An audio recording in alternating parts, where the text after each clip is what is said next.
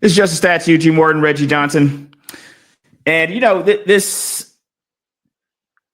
this week, I should say, Eugene. Let's see, because it's been a while. We got to knock the Cowboys off. It's been a while for us here. It's been about roughly a month-ish layoff, getting through the summer, doing a lot of traveling, a lot of things going on. But we're ready back here with some drama here in the NBA. I thought we'd be leading the show with NFL, and we do have NFL in the show.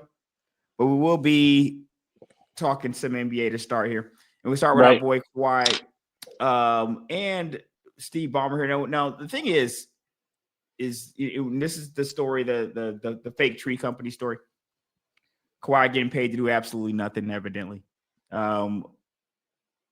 Investigations happening right now. NBA, I think they've hired some lawyers. They say some of these same lawyers that NBAs have hired to investigate this have investigated the owners during past investigations that the NBA has had. Those have not turned out great for those owners, by the way. Let's say the results of those investigations have not turned out great for those owners. I don't know if that's going to be exactly the same here at Balmer, but as we start with our stat here, as we tend to do, the stats, they tell a story, don't always tell the whole story, but we will definitely break these down. Winning record with Kwahi, 277 games, 189 losses. Losing postseason record, 17 games to 18 games on the loss there. Kawhi's missed almost 50% of the games, about 43 to 44% of the games. Kawhi's missed there. Played 266, has missed 206. Played in 35 games, postseason games, has missed 15. So all this being said, when we go into stats, because I love the stats, but like I say, the stats only tell some of the story. The stats never tell all of the story. Do you think that this was all worth it, Eugene? Do you think this is all worth it with what we got here? I mean, you got a winning record with Kwahi, and they win most of the games that Kawhi is actually participating in. They win a good percentage of those games. You didn't really get a championship out of it. I guess maybe the SGA situation probably doesn't help either. That all kind of happened, and SGA was kind of like a casualty of this whole Kawhi Paul George thing. Right. So yeah, that, and now you have this. You've been totally investigated for giving Kawhi, I guess, money to do absolutely nothing here. First of all, I guess before we even get to it is worth it, because I do want to know if you think it's worth it. Right. But before we even get to that, do you think he even did? Do you think Balmer's guilty? What do you think that this is something that he is dumb enough to do or not? That's the thing. He said he's a victim, man. Balmer's came out recently, said, "Hey, man, I'm a part of this thing too. I've been scammed out of my money. I gave them about what, 50 million? Is that what it was? 50 million? 50 million? Yeah, 50 million. And then, it just seems so hard. A guy that just seems like he has his finger on everything. I mean, he had his finger on the new stadium or the new arena being built. I mean, that was all his influence. It just would shock me if he didn't know. I mean, I know I just never put him in the incompetent owner, boxes. We always know, like, oh, we always know the ones, usually they're easy to find in the NBA. There's, 5 to 7, but I just never put him in there. Even with this whole Kawhi thing, it's like, I mean, we're going to talk about that, but it's like, who else could he have signed during those times? It's like, I don't fault him for signing a two-time NBA champion. I mean, yes, the history sucks, but you got to have a star to win this league. You have to have stars. So I don't fault him for that, but him just not knowing, I mean, that's a lot of money. I know he's a bajillionaire, but yeah, maybe that's a rounding error. Like, I didn't even know that 50 million. I didn't know what was going on here. Yeah, I mean, it's gonna be. I think what the investigation. I mean, well, it's usually hard to find, like, the email or the document, which I think what happened. It usually happens what I think will happen is, like, some low level person will penalized for this, and Balmer will be like, "Oh, I never knew this," but I just find it so hard to believe. I still have questions about the Shohei Ohtani thing. I just, even though we have wow, yikes! You're not even like a Shea. Look at Shea. Ohtani catching a straight here. Yeah, it's another LA guy. Is that what? Because we're in the LA mood here, you just decide to take another swing at another LA guy there.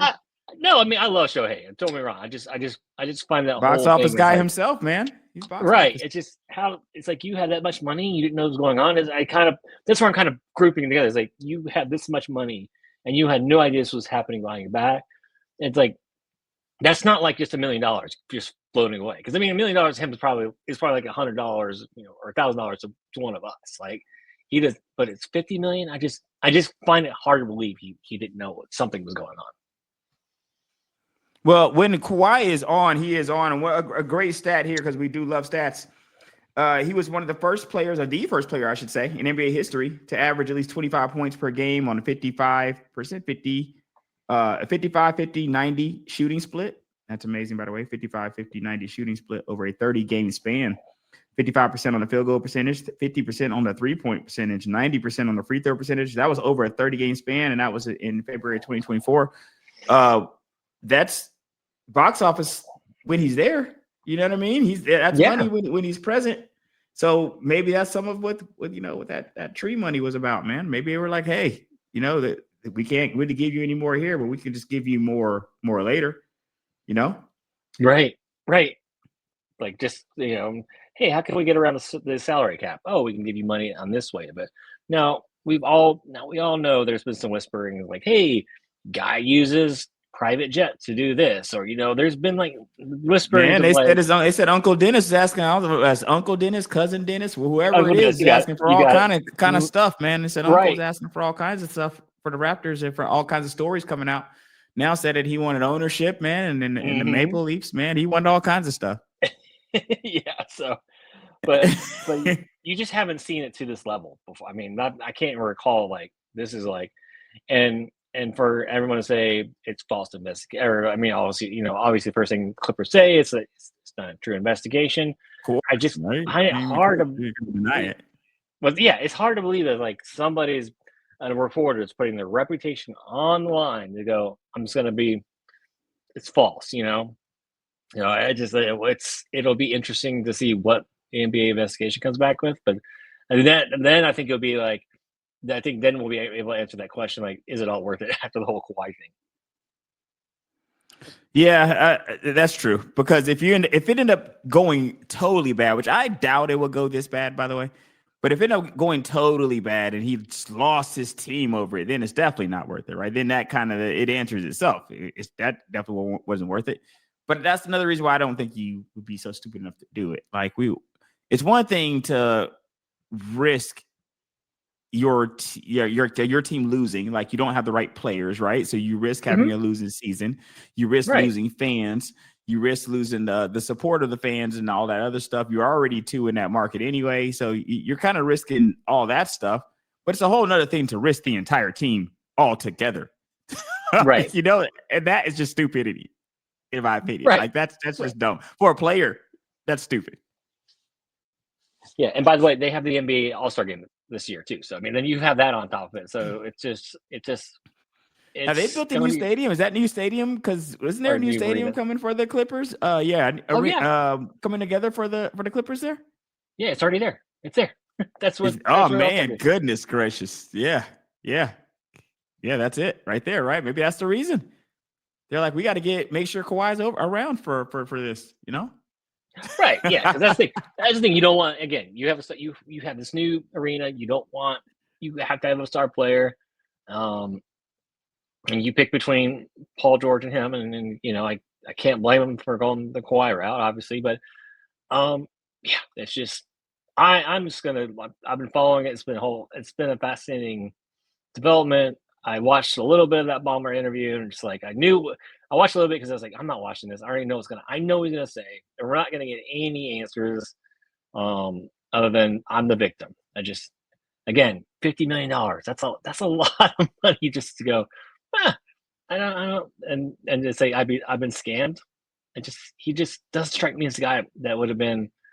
Let me just throw $50 million at this, and the tree company. It's just so many red flags. That sounds a little fishy, right? It sounds fishy when you say that you were scammed and you're a guy who of the intelligence to amass the amount of money that you have amassed in the field that you've amassed it with technology. That's not like exactly a dumb person field. And if you've had the ability to amass that amount of money in that field, I guess there's a sense that you wouldn't be falling for stuff like this. No, I guess it does happen. I mean, it can. I'm not saying it's an impossibility, but that's kind of one of the reasons, though. You're kind of being given credit here in the sense of like people feel like you would be too smart to fall for something like this. Either you or the people around you. And like you said, it's not like it's $5 million, $50 million, a significant amount of money. So it's just to have it go up in smoke is crazy. And this does not look good. So no, I don't think I'm giving Balmer the benefit of the doubt here in the sense of just not thinking he's that stupid. Maybe that's just me loving technology and Microsoft so much and just going back to the glory days of Microsoft and just thinking like Balmer when he was yelling out there at those conventions and conferences. But yeah, this is pretty terrible. And given the other stuff that's coming out with the Raptors too, how does Kawhi come out of this unscathed, you think?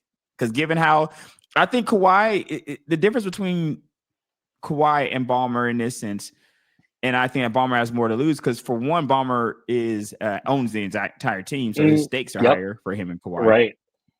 For two, when you're a player, a lot can be forgiven. Kawhi could literally go back to San Antonio, win another championship, and be beloved instantaneously again.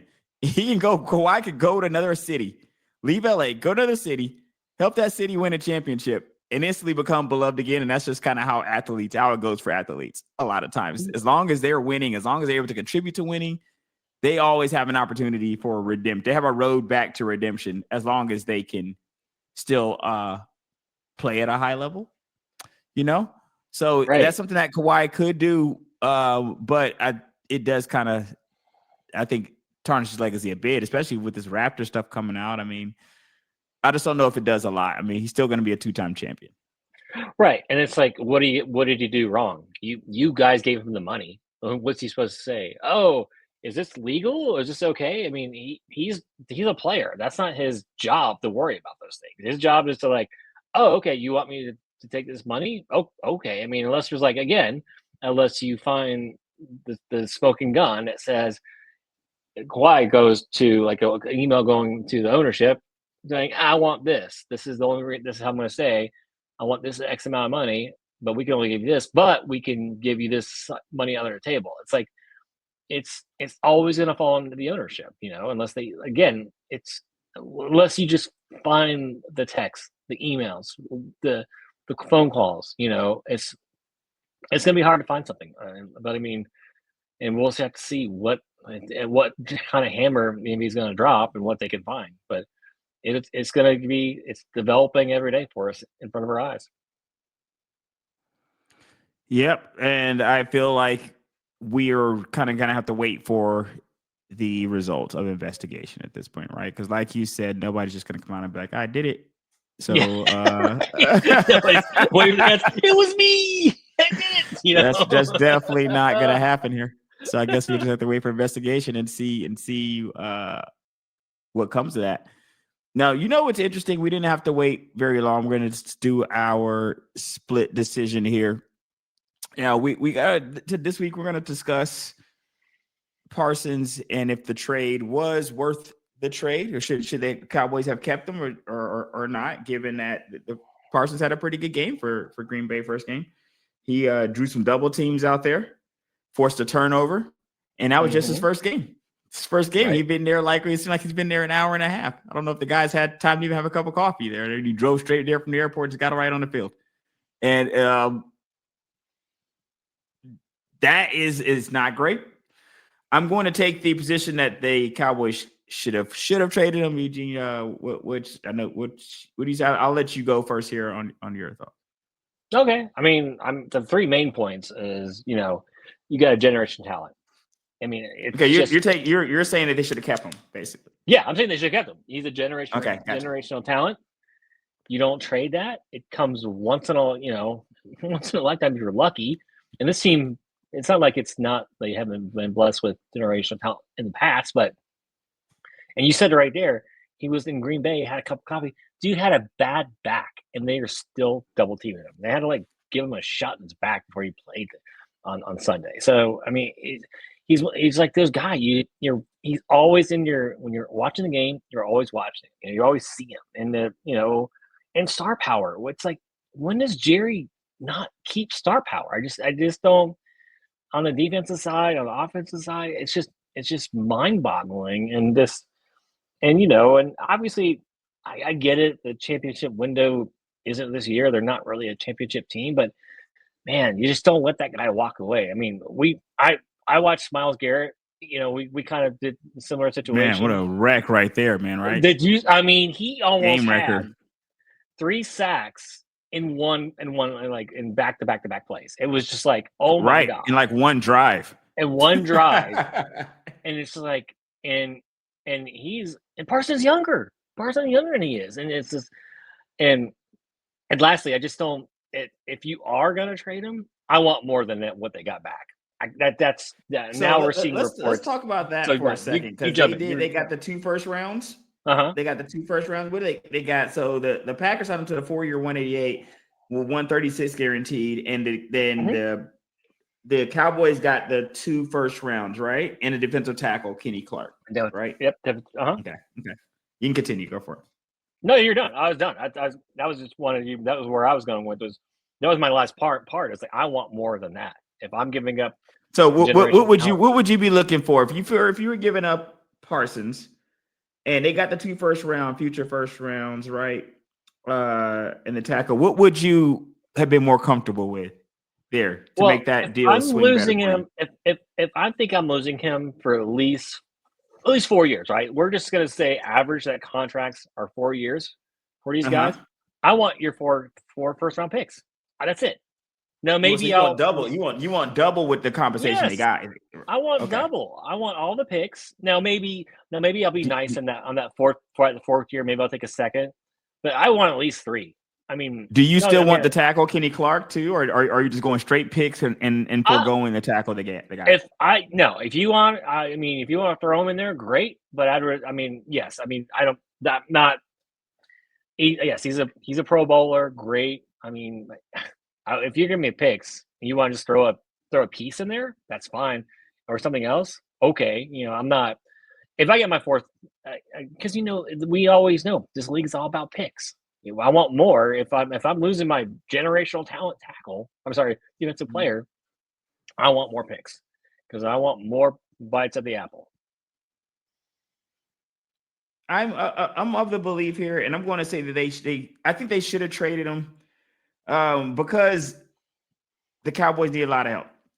Yeah. So I'm thinking that the trade, for one, it gives the Cowboys more salary cap flexibility, and they can definitely use those 2 first round draft picks in a package later to try to get to something else if they want to try to get to something else there a little bit better. I do think that they made a valiant effort because they offered him, I think it was 40.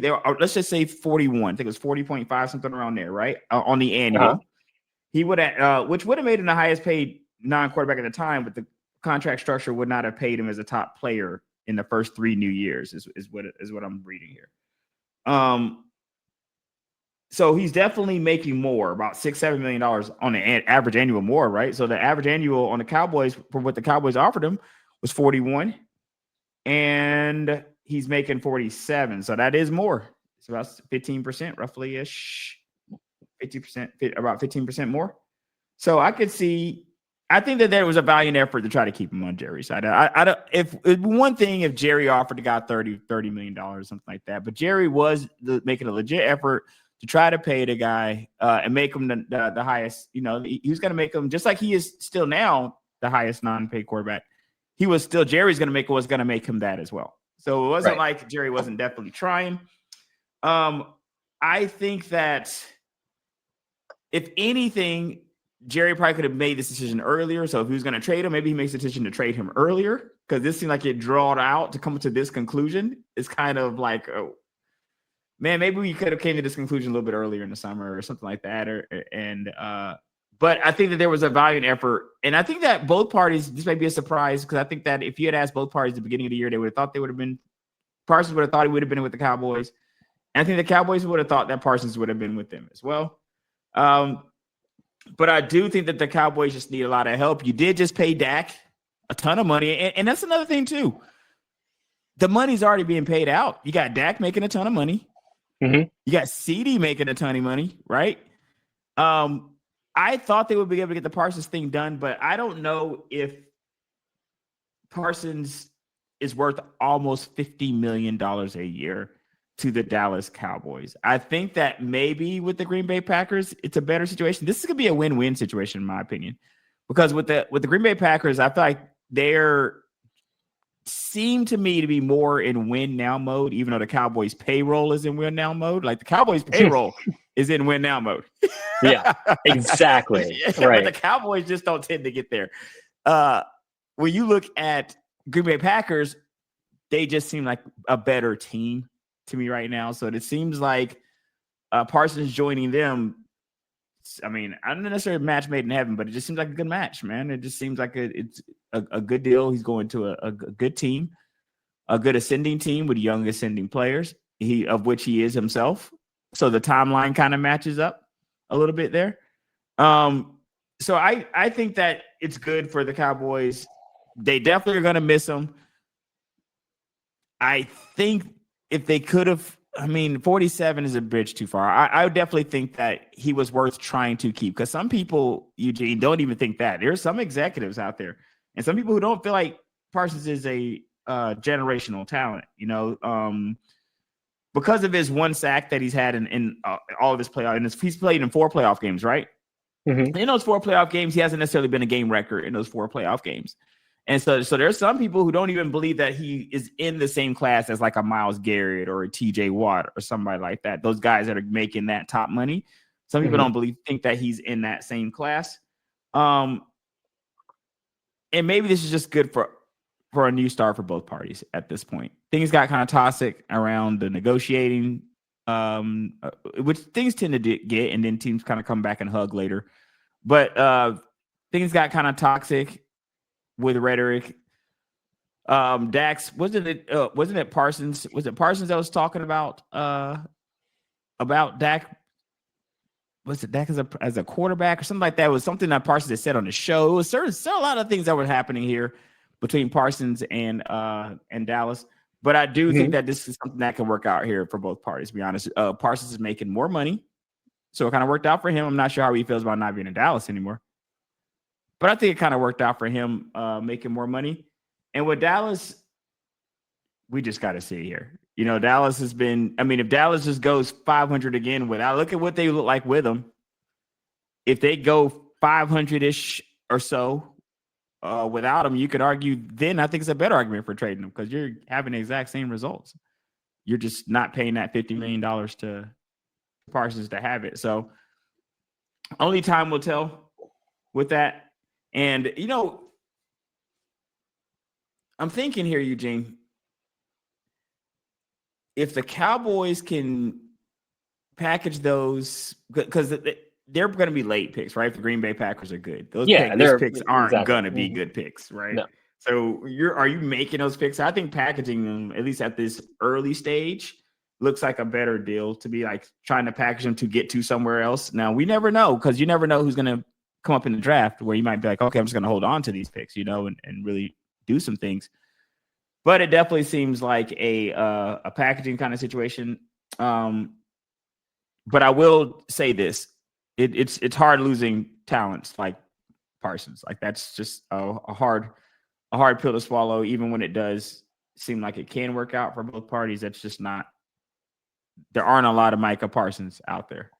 Right. Exactly. to go out there and just re-sign. So hopefully they find another one, man. I don't know. The Cowboys are going to Cowboys, man. At least I give Jerry this. He gave the old college try, man.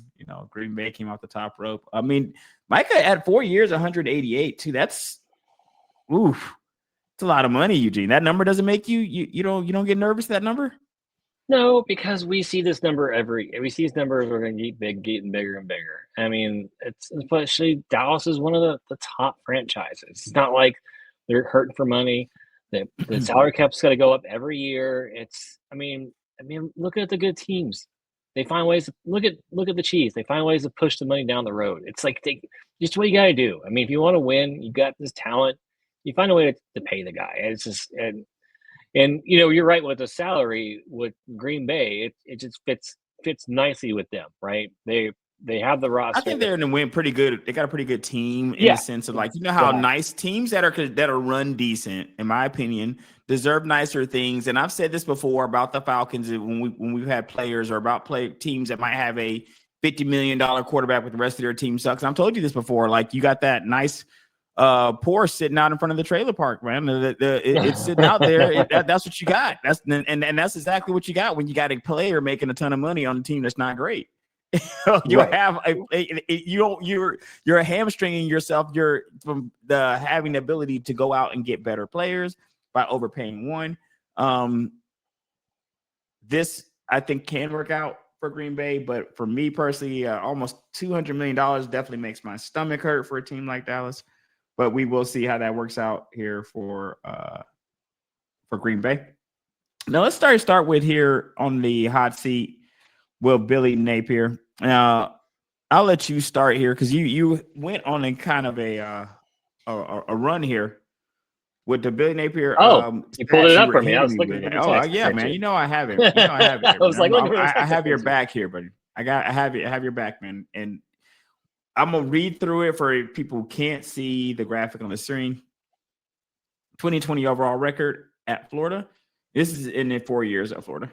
2020 overall record.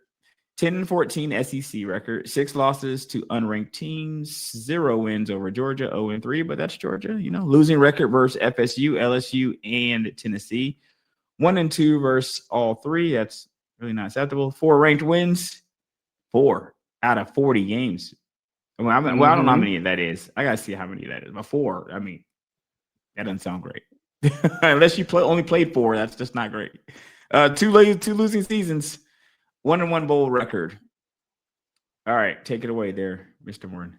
But it's just, I mean, what else can you lead with that other than he's supposed to be this offensive guru, and they're just, when you watch them play, and I think I was just the screenshot I sent you from when they were up, like after USF went down and they missed the 40-yard field goal, so they have the ball back with 2:52 left.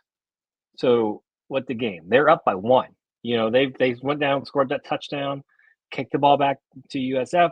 USF drove down the field, and they kicked the 40-yard field goal and missed. So you think right there, you've gone up, you've stopped them basically. They kicked the field goal and missed it.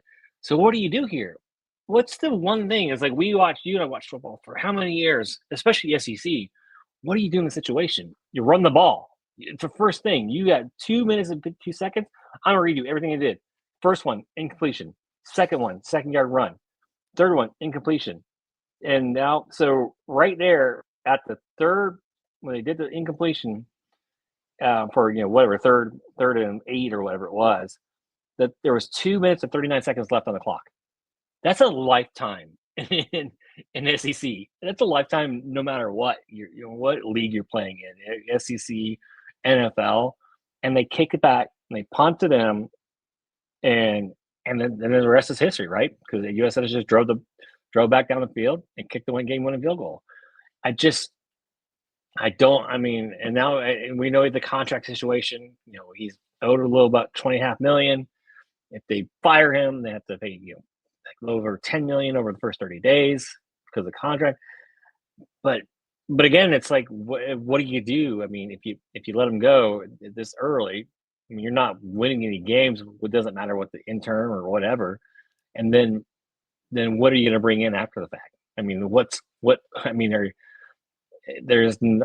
they might try to bring up like that one coach that, maybe the Arizona State coach, right? Because he took his team to the playoffs last year. I know he had a rough game with their Mississippi State last week, but is he the next guideline? It's just, it's one of those things. Yeah, he's not doing good, but it's what else? I guess what else is out there at this point? So you talk about Kevin Dillingham, Kenny Dillingham, Dillingham from Arizona State. Okay, so you think they might bring him in? And that buyout, man, $20 million. That's a bargain compared to that 70 to get the boar out of Alabama, man. Like, a lot of people are trying to raise down there. with GoFundMe's.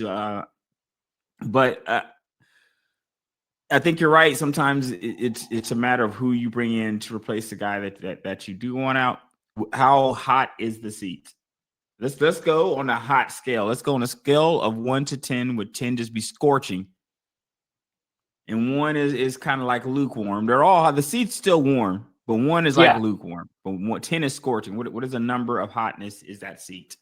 Well, it's gonna get hotter if he doesn't win, but it's gotta be let's just be nice. We'll go 7 right now.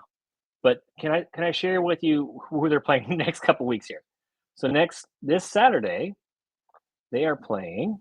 Who do they got this? I know they got a ranked team. They got LSU.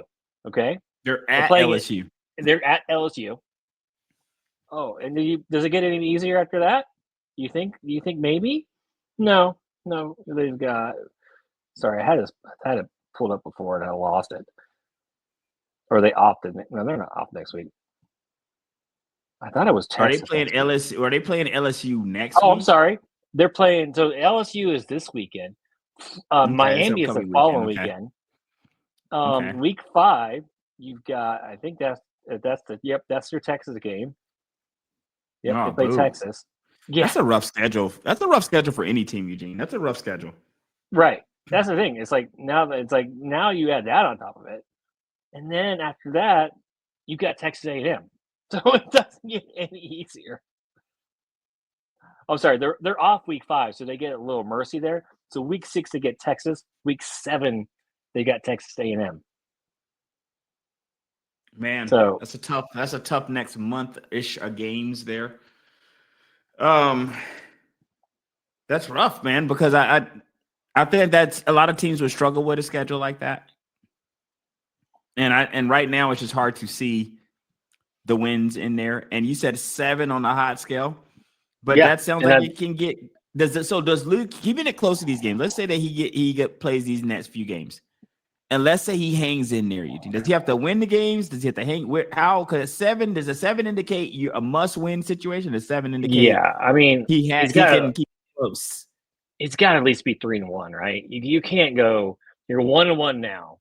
You've got to at least take 3 of those teams, right? You've got to. Man, you got to get so out of the teams that you named, you got to get 3 W's out of there. You got to at least get because those are ranked teams. You're not good against ranked teams, so to win back your fan base, you gotta play. I mean, you just lost to an unranked team, right? You just lost to USF. They weren't ranked, and now they are. You any favors with the schedule going to where it is, because you kind of, with the schedule going to where it is, you really need to come on in here, man. Like, I mean, with the schedule kind of going to where it is now that you're kind of coming into like the harder teams, you really needed to have taken care of business with the unranked teams.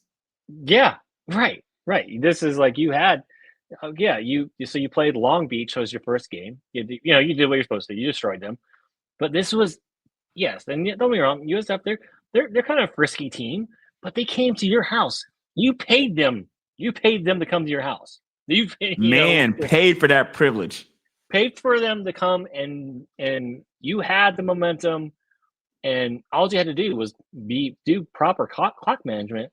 Now you're 2-0, and maybe you have a little more rope, on the end of that, going into those games. But and I get it, it's a tough schedule, and all the teams are good. Yeah, man, it sounds like you come like 3 and second, be like I could see easily a what are they 1-1 right now? 1-1 right now, but you could definitely see 1-5. Easily see a 1-5, 2-3 situation easily. 1-5, 2-4. My bad. 1-5, 2-4. Like, that's not out of the realm of possibility. No, maybe you squeaked out to getting a couple of wins out of there, and you get the 3 wins, man. Maybe you squeak that out. You get the 3 W's. But I think it's a hard ass, man. Goodness gracious. At the buyout being what it is, I don't really know. So the problem that Bama was having with the board and the buyout for one is significantly higher. I think it's at because they hired him. Yeah, significantly higher. And another thing too, Bama. So Bama as a school, Crimson Tide as a school can compete with a lot of schools. Compete with like a Longhorns. Compete with a lot of schools as a college, as a university. But where Bama cannot compete with a lot of these states is as a state and money wise. So you're not competing with a Texas, because a Texas is going to spend you into oblivion. And they're gonna do it no problem, because the state just has oil money. It's just so hard to overstate how different of an economic reality that presents for Texas than it does for a lot of other cash-strapped schools. You know what I mean? And I'm not saying they'll pay $70 million for a guy to go away, but I'm saying if Texas did pay $70 million for a guy to go away, it's just Texas. They'd be like, people wouldn't even sneeze at that. People would be like, oh, well, so what happens, Right. But in Bama, that's not going to happen. And I'm not sure what the economic reality is of Florida. Is that $20 million easy for them to just come up with and get out of there? Yeah. I think it's an easy. That for Florida, yes, they want to be a powerhouse again, right? I mean, but again, he's out of there. I mean, that's what it sounds like to me. If they can get the $20 million, get out of there from what you've just described to me. Is the schedule. So if you put his hotness at a 7, you put his hot seat at a 7 for Napier, with that schedule that you just named, I would have to take it to an 8, 8.5, man. I would have to take it up slightly on my scale, because it's just going to be hard to win these games anyway. These games are going to be, this is a hard schedule. And you're playing it under duress. You know what it's like to be in traffic when you're already late to go somewhere, and you're now being in traffic really sucks. Like, being in traffic always sucks. Right. Being in traffic when you're really late just feels like torture. It feels like every minute. It feels like you feel every second, every light changing. And that's kind of the coaching reality I feel like Napier's going to have over the next month or so here, because every game you're going to be kind of coaching for your life, every single game. Good luck to you there, man. That's all I can really say about that. Because Florida is, as a school, is a great school. It's a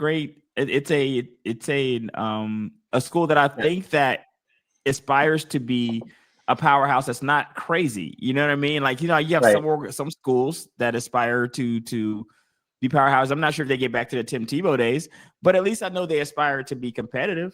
And they're not just like a small, they're not a small program. So I can understand kind of where they're coming from, Right. And 3 of the next 4 are on the road, and they just haven't defended the swamp. I mean, you used to go into Florida and be like, used to be like a place you couldn't win. Like, I mean, Tennessee's been going in there and landed on them. Like, we don't care if this is the swamp. We're gonna beat you.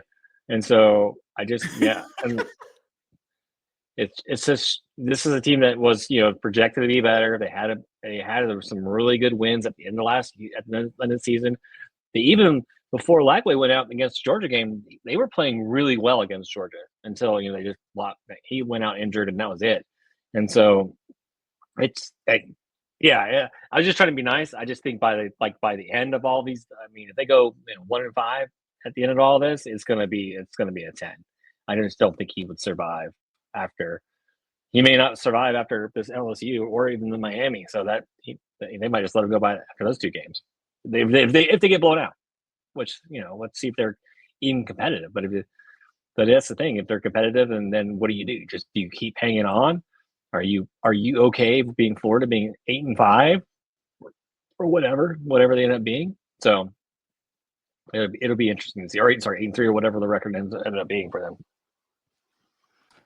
Well, let's go to our last guy here on the hot seat, which I was going to put DeBoer until he obliterated. I forgot. That's all right. Which school We're gonna put him over. We'll put him over the side. He's still. Yeah, we'll put no. The pitchforks for DeBoer have not been put up. They're just put to the side for now. There, people are resting outside his crib, still waiting just to pick those pitchforks up. If he does not handle business against Wisconsin this weekend, people will be ready to go to his house. So we'll see. Maybe he makes next year's episode or next week's episode.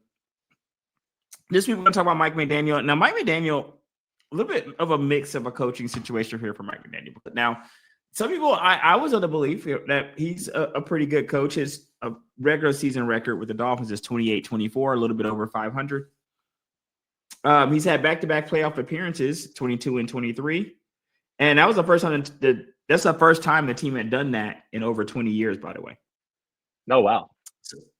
So that at least, you can say that. Led the league in total offense that year in 2023. And that was for the first time since 1994. You know what I mean? And he had multiple players in the Pro Bowl. And, I didn't know that Tua was the first Dolphins quarterback to be a Pro Bowl selection since Dan Marino. You know that? I didn't know that. Man, Tua, first Dolphin quarterback to be a Pro Bowl selection since Dan Marino. No. 2024 is kind of where things started to fell off. He went 8-9. And that was his first kind of losing season as a coach. And then now we kind of know how 25 to start off with him getting obliterated by the Colts. And Tua looking absolutely terrible. I think that he's a pretty good coach, personally. I have seen some real disrespect coming from people like Rex Ryan called him a nerd. Rex Ryan called him a nerd. Said, I don't even know why he even deserved that. But Rex Ryan said the guy was a nerd, said he's lost control of the football team and all that stuff. Maybe, Rex is seeing something there from a player, from a coaching standpoint there, or maybe he just talks to players and knows more. But the team just looked so terrible. It's hard to imagine, because he's not a terrible coach, in my opinion. I just feel like it's hard to imagine that a team can continuously come out and look like that again. Yeah. How many of those performances do you get? I think that his seat, in my opinion, his seat on the hotness scale, I would put at about a 6.5. 6.5. I'm gonna put it there. 6.5, 7, somewhere around between 6 and 7. Because I think his overall performance is more towards the 6, Eugene, as on the hotness scale. As far as his overall, he's still by record a winning coach there. They still have looked better and done things there they haven't done in a couple of decades before, so he still has had that impact. So that would be around the 6 now, the 7 on the hot 6 on the hot scale. But 7, where I tend to have that heat going up a little bit, is the performance against the Colts was just so abysmal. It was so and abysmal. Danny Dimes was just the quarterback, by the way. Let's not gloss over that. And destroyed you. You got destroyed by him. So it's, when you're seeing performances like that, that just makes me think that it's hard for any coach, Eugene, to survive something like that. Multiple games that would look like that. You better have won a Super Bowl or something, man. If you're going to have four-ish games that look like how that Miami game went, you're not going to be able to survive that, in my opinion. What are your thoughts on his performance, and where would you put the hot scale for? How hot is the seat in your opinion for McDaniels? I mean, I like that. I mean, kind of where you're at with it. I mean, I don't know if he's a good coach. I know he's a good coordinator. And I think that's sometimes it gets. So jury's out for you on a good coach. You're not even settled there yet. I mean, well, the thing is, he was trying to do the whole. It's tough. Where do you try to do the nice guy thing through your first 2 years, and now that the crap has hit the fan. Now you're trying to be like the mean guy, or just try.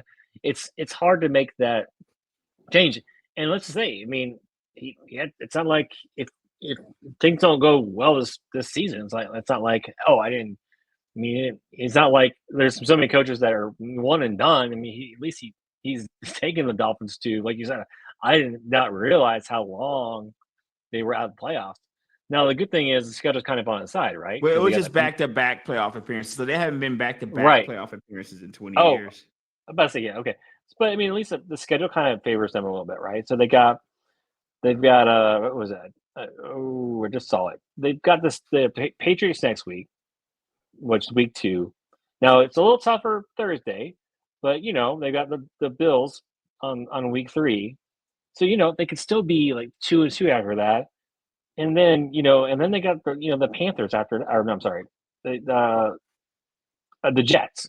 So, depending on how frisky they are. So then after week 6, they got the Panthers.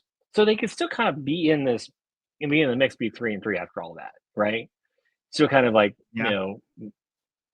still kind of be right there within the division. I mean, I know the Jets look good against the against your team, but I don't know. Are we saying the Jets are gonna be this legitimate playoff team already just because they had the one good game? So he could kind of be right there in the mix and be maybe he's going for that seventh that seventh playoff spot, but it's gonna be tough. I like him. I think I love his mic up moments. I think he's kind of funny, but I don't know. Coaching it's a different animal, and I mean, again, does he fall off the face of the earth if he gets fired? No, someone's going to pick him up. They're going to put him right in someone's offensive scheme, and that's not a bad thing. Maybe that's his thing. It's a lot to do when you're the head coach versus when you're just when you're just the coordinator before. So I like him, but I don't know. It's tough to go against Danny Dimes. It's just the first 7 drives, man. Danny gave him 300 yards, by the way. He gave him 200. He gave him 272 on the passing, and he gave him 26 on the rushing. So he gave him almost 300 yards, man. Yeah, and he gave him 3 touchdowns too, baby. Two touchdowns on the rushing, 1 touch. He got 3. Danny gave him 3 touchdowns for Danny Dimes. Meanwhile, Tua had 114 yards and 2 interceptions. Yeah, and that's the thing, and I know they gave all this money to Tua, the Buckeyes. I mean, we're still waiting to see can he make it through a full season? Is he not going to cuss this year? I mean, that's still an issue, right? That's still now he goes down. Like they were kind of forced to pay him the money, Eugene, because when you look at the times that he was missing, when they put like a Skylar Thompson or something in there, they were just abysmally bad. Maybe they would just think to just jettison him at the quarterback position altogether. But I think one of the benefits of some of these quarterbacks is what these teams look like when you're not in there. It's kind of selling it for you. I mean, that's your agent right there. You're sitting on the sidelines, your team is looking terrible. And that's kind of what they were doing. And at the time when he'd be in the games, he could throw for 300 yards or so, But this was just eye-opening and shocking. I don't expect him to look this bad. No. In subsequent games, but I do think that seat could get a little bit hotter, just as you said, for Billy Napier. That seat could get a little bit hotter, Eugene, right? Yeah. I mean, again, it's the first game of the season. I get it. And we try not to overreact, but to look that flat.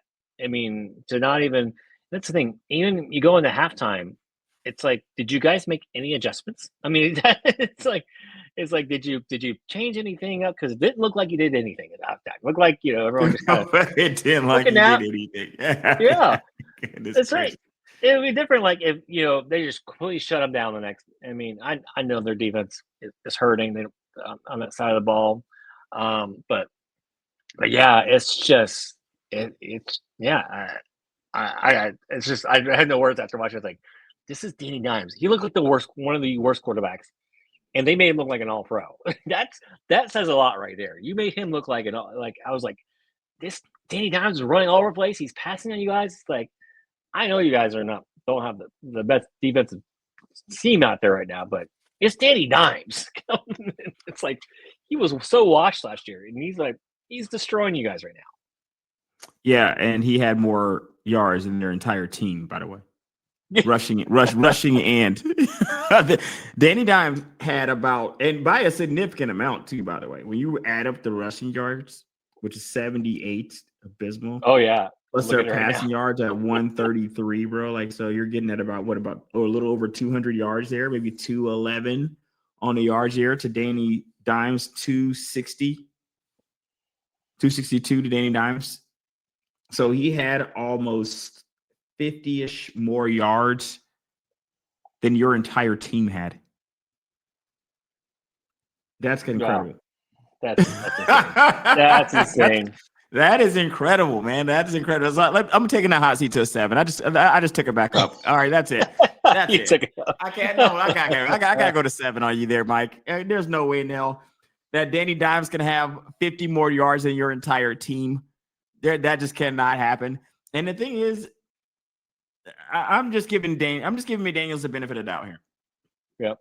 Giving him the benefit of the doubt, saying, you know what, bro, you have not looked this terrible. Like, this is just completely abysmal. I'm just gonna say that you're not this bad, and you have about 1 to 2 more games to look this bad before you're out of here, brother. I think you're. That's why I had to take it up to 7, man. Because looking at the stats a little bit deeper here, I had to take it up to 7, man. And I feel like if it's gonna go to an 8. Like if he loses and loses like this, it's gonna go up to an 8. It's gonna go up to an 8 the next week, and this will go up to a 9. It's gonna go up 8, at least 8.5. It's gonna go up every time he loses like this, because if nothing else, you at least want your teams out there performing to a sense that doesn't embarrass ownership and embarrass the fan base. And this performance was embarrassing for both. Absolutely. Yeah, you can't, again, and the Patriots didn't look good at all. I mean, they looked okay against the Raiders, but that should be a team you should be marking on your calendar. Like, okay, we've got to win this game. Like, there's no way. Like, we cannot lose to, I know it's kind of a second year, but let's call it second year rookie, whatever, with Drake May. You can't go out there. You've got to beat him. You cannot lose to the Patriots. They were just as bad as you guys, but I mean, at least they gave up, yards to a competent quarterback. It wasn't like man. Drake May himself had more yardage than the Dolphins did himself. Right. So yeah, you gotta. I mean, either you just do your offense like you used to, and it's got to be quick outs, get quick points, and just make it a speed race. Because the Patriots don't have the receivers that you guys have, so make it a foot race against that team. It's Just the Stats. Reggie Johnson, Eugene Moore, and check us out: Stitcher, iHeartRadio, Google Podcasts, Apple Podcasts, Spotify, wherever you find your podcasts. See you next time, ladies and gents.